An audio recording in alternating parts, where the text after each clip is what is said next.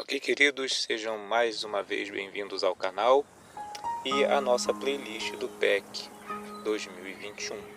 Estamos na segunda edição do programa, fazendo uma exposição da epístola escrita aos Filipenses. O tema dessa edição é Filipenses, uma comunidade cristã exemplar. Quem ministra as lições dessa segunda edição é o nosso irmão presbítero Silas, em domingos alternados na nossa congregação no Amapá, no bairro do Amapá, em Duque de Caxias, aqui no Rio de Janeiro. As lições são ministradas às 9 da manhã, nos dias de domingo, e elas também são compartilhadas aqui no canal do YouTube e também no nosso grupo da congregação no WhatsApp. Nós já compartilhamos as lições ministradas, a lição de número 1, onde foi feita a introdução à epístola e também a exposição dos 2 versículos iniciais que tratam do prefácio da saudação. Todas as cartas de Paulo, a título de exemplo, como era característica própria da época, as cartas elas eram iniciadas com uma saudação e com um voto. E Paulo também faz isso com a epístola aos Filipenses e uma apresentação. E logo após, na lição de número 2, o apóstolo Paulo fala sobre o seu amor para com os irmãos da comunidade de Filipos, principalmente por conta da fidelidade que eles tinham ao Evangelho de Deus, o Evangelho que foi trazido por Jesus Cristo e que foi anunciado a eles por meio do ministério do apóstolo Paulo. E agora nós estaremos aqui compartilhando a lição de número 3, que foi ministrada na nossa congregação, e o texto é o texto também do capítulo 1, que se encontra aí no versículos 12 até o versículo de número 26. E nós estaremos expondo o texto e destacando aqui como Paulo declara nesse bloco de texto que as prisões dele não puderam impedir o crescimento do Evangelho, tá? Mas pelo contrário, elas até contribuíram para o crescimento do Evangelho. Vamos ao texto então, Filipenses capítulo número 1, versículos do 12 ao 26. Paulo diz o seguinte aos irmãos da igreja de Filipos por meio dessa carta: E quero, irmãos, que saibais que as coisas que me aconteceram contribuíram para maior proveito do Evangelho, de maneira que as minhas prisões em Cristo foram manifestas por toda a guarda pretoriana e por todos os demais lugares. E muitos dos irmãos no Senhor, tomando ânimo com as minhas prisões, ousam falar a palavra mais confiadamente, sem temor. Verdade é que também alguns pregam a Cristo por inveja e por porfia, mas outros de boa mente, uns por amor, sabendo que fui posto por defesa do Evangelho, mas outros, na verdade, anunciam a Cristo por contenção, não puramente, julgando acrescentar aflição às minhas prisões. Mas que importa? Contanto que Cristo seja anunciado de toda maneira, ou com fingimento, ou com verdade, nisto me regozijo e me regozijarei ainda, porque sei que disto me resultará salvação, pela vossa oração e pelo socorro do Espírito de Jesus Cristo, segundo a minha intensa expectação e esperança de que em nada serei confundido, antes, com toda confiança, Cristo será, tanto agora como sempre, engrandecido no meu corpo, seja pela vida, seja pela morte. Porque para mim o viver é Cristo, e o morrer é ganho. Mas se o viver na carne me der fruto da minha obra, não sei então o que devo escolher. Mas de ambos os lados estou em aperto, tendo desejo de partir e estar com Cristo, porque isto é ainda muito melhor, mas julgo mais necessário, por amor de vós, ficar na carne. E tendo esta confiança, sei que ficarei e permanecerei com todos vós, para proveito vosso e gozo da fé, para que a vossa glória abunde por mim em Cristo Jesus, pela minha nova ida a vós. Então aqui fica bem claro na carta que Paulo tinha conhecimento de que as suas prisões foram tomadas com dois comportamentos aí pelos grupos que o seguiam ou conheciam. Alguns compreenderam que as prisões de Paulo, o fato de Paulo estar sob a guarda pretoriana e estar sendo tão perseguido, era por conta do anúncio da verdade, do evangelho, da libertação das mentes das pessoas. E então todos aqueles que tinham intenções deturpadas da vontade de Deus, seja no meio judeu ou no meio gentio, eles tentavam parar o ministério do apóstolo Paulo. E quando alguns irmãos perceberam esse fato, então eles reconheceram que esse era o caminho realmente. E eles então tomaram liberdade de falar mais ousadamente ainda, uma coisa natural que acontece do ser humano, né? Quando há um interesse pela verdade, se percebe que alguém está sendo perseguido e tentam calar esse alguém por conta das verdades que ele está declarando, por conta da obra de justiça que ele está fazendo, particularmente em nome de Deus, as pessoas ganham mais forças e elas entram também nessa briga. As pessoas que estão também bem intencionadas e se identificam com a justiça. E Paulo destaca isso, que muitos dos irmãos tomando conhecimento das prisões dele, passaram a pregar, a anunciar o evangelho de forma mais ousada, sem temor. Mas ele também destaca que muitos estavam se aproveitando das prisões dele para poder acrescentar aflições, ou seja, para poder falar que, olha só, se Deus estivesse mesmo com ele não estava passando por isso. Se Deus estivesse mesmo com ele, se tudo isso que ele diz fosse verdade, ele não estava passando pelo que ele está passando. E Paulo tinha conhecimento disso e destaca isso no texto da carta.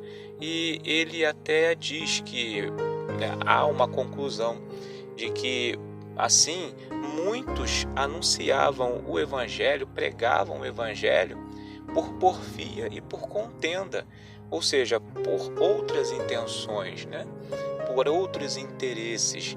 Havia essa conclusão na análise de Paulo e que ele passa na carta, que por conta desses comportamentos dessas pessoas que anunciavam o evangelho e viam ele passando pelo que ele estava passando e tinham essa atitude de acrescentar aflições às prisões dele, era sinal de que na realidade essas pessoas estavam anunciando o evangelho, pregando o evangelho com outras intenções que não a verdadeira. Até porque a prisão de Paulo, aparentemente para eles, seria uma barreira a menos para que eles continuassem se valendo do evangelho, se valendo das comunidades cristãs para atenderem às suas intenções. E Paulo então fala que não só esses pregavam e anunciavam, mas outros também o faziam de boa mente. E ele então, como uma resposta a essa reação das pessoas, uns pregando sinceramente e outros com outras intenções, ele diz que importa, né? Ele destaca que ele não se importa com isso, isso não afeta ele de forma alguma, porque ele sabe que no meio disso tudo, seja com fingimento ou seja com sinceridade, o evangelho vai ser anunciado e aqueles que tiverem de ser alcançados pelo evangelho serão. E não haverá, do mesmo jeito que não há como impedir o avanço do evangelho com as suas prisões, não há como impedir o avanço do evangelho mesmo com fingimentos e falsidades. As intenções, as motivações das pessoas não interferem na eficácia do evangelho, mas cada um vai ter que dar conta de como edificou naquele grande dia diante de Deus e de Jesus Cristo. E Paulo diz que para ele essa situação só fazia com que ele tomasse mais encorajamento ainda. Por quê? Porque que importa, né? Ele diz que as orações e as súplicas dos santos daquela comunidade de Filipos estava acrescentando para ele salvação, para que ele permanecesse. E esse foi um destaque na lição aplicada pelo presbítero Silas. A oração dos irmãos da igreja de Filipos estavam sendo atendidas por Deus e Deus estava concedendo mais tempo de vida para Paulo, para que ele pudesse continuar dando testemunho do Evangelho por onde quer que ele estivesse passando. E Paulo reconhece isso, que Deus está concedendo a ele mais tempo em atendimento à oração daqueles irmãos que estavam com sinceridade, anunciando o Evangelho, vivendo o Evangelho com justiça e com boa consciência. Eles estavam orando para que Paulo também permanecesse. E Paulo declara que por ele morrer ou viver, estava tudo certo. E se ele estivesse vivo, ele estaria ministrando, dando testemunho do Evangelho e também compartilhando algum dom com aqueles irmãos da comunidade de Filipos. Mas se ele tivesse que ir embora, seria melhor ainda. Se ele tivesse que morrer e estar com Cristo, seria melhor ainda. Mas ele reconhecia que Deus estava concedendo a ele salvação da morte, mais algum tempo, para que ele pudesse testemunhar mais um pouco e alcançar mais um pouco de pessoas com o Evangelho da verdade, o Evangelho da salvação, o Evangelho da graça de Jesus Cristo. E ele destaca isso, e ele agradece aos irmãos, e ele então julgou que fosse mais necessário estar por amor daqueles irmãos daquela comunidade ainda na carne, não na carne no pecado, mas na carne aqui no sentido de estar vivo no corpo.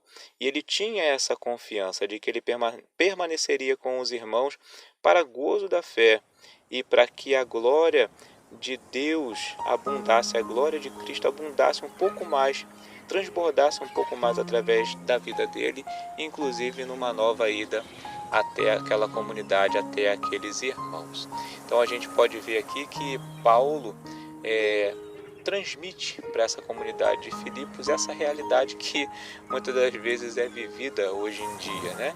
E fica aqui declarado, né, que nada pode impedir o avanço e o crescimento do Evangelho da salvação, do plano de redenção de Deus para a humanidade. Todos aqueles que hão de ser alcançados pela salvação, pela redenção, pela reconciliação de Deus, vão ser alcançados independentemente das barreiras, das aflições, das intenções, não importam as motivações, cada um vai ter que se justificar, cada um vai ter que prestar contas diante de Deus no grande dia do acerto de contas, por conta das suas motivações, de como a receberam, como viveram e como anunciaram o Evangelho, essa oportunidade de redenção e de reconciliação com Deus, se foi de boa consciência ou se foi com segundas e terceiras intenções que não tem nada a ver com a realidade do Evangelho. Cada um vai ter que dar conta, mas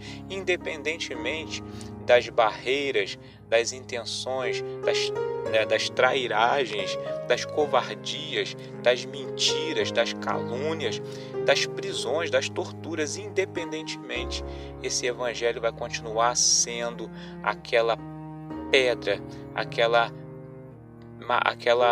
marreta que esmiuça a penha, martelo que esmiuça a penha, aquela pedra que derruba os governos, a pedra que foi rejeitada pelos desobedientes, pelos construtores desobedientes e rebeldes, mas foi posta como pedra principal e angular para aqueles que foram salvos. Aqui fica o destaque dessa lição de número 3. As prisões de Paulo só contribuíram para o avanço do Evangelho. As situações difíceis que são colocadas sobre a vida daqueles que vivem, recebem, vivem e compartilham o Evangelho da salvação, o plano de redenção de Deus através da pessoa de Jesus Cristo no poder do Espírito Santo.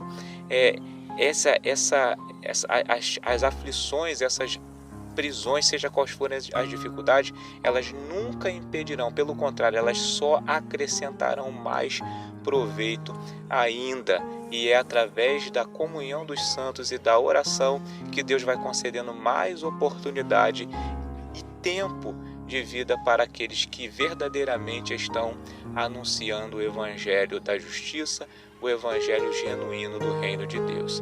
Que Deus continue abençoando, continuemos orando uns pelos outros nesse sentido sincero, genuíno do evangelho da graça, da redenção, da reconciliação que foi dada gratuitamente a todos, e que continuemos assim aproveitando as oportunidades que o Senhor tem nos dado. Essas são as lições que nós aprendemos com esse trecho desse relacionamento de Paulo com os irmãos da comunidade de Filipos e dos irmãos da comunidade de Filipos com o apóstolo Paulo, essa comunidade cristã exemplar. Que Deus abençoe. Aguardemos a próxima lição, a lição de número 4, que estaremos falando sobre a exortação à perseverança, ao amor fraternal, à humildade e à santidade. Que Deus abençoe. Até a próxima lição. A paz do Senhor.